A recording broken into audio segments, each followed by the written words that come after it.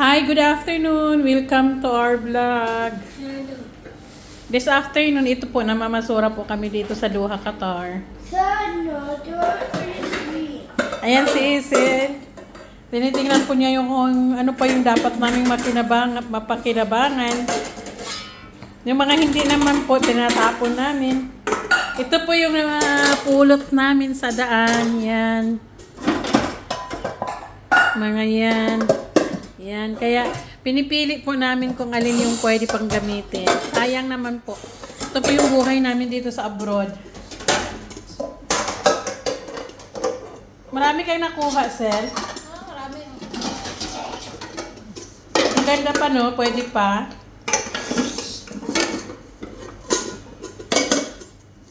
Yan po.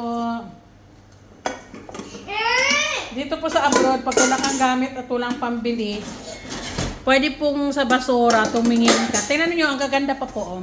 Pwede pa po namin mapakinabangan. Yan. So, imbis na bibili ka, huwag ka nang bumili. Tipid-tipid na. Hi, Isil! Kumusta naman ang pamamasura mo?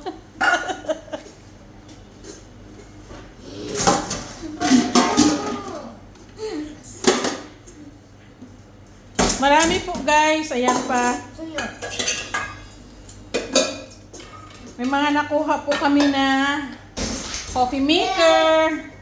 Mayroon din po kaming nakuhang pressure cooker. Mayroon din pong ano ba tawag dito?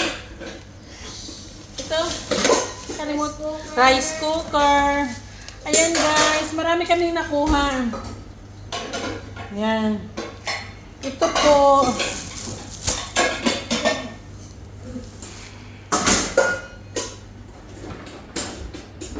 At take note ha, gumagana to lahat. Mga bago pa siya. O, ayan.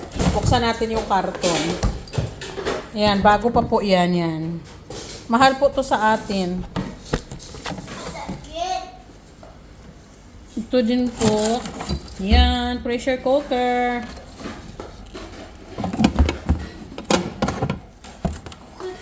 Ito din po ay, ano to?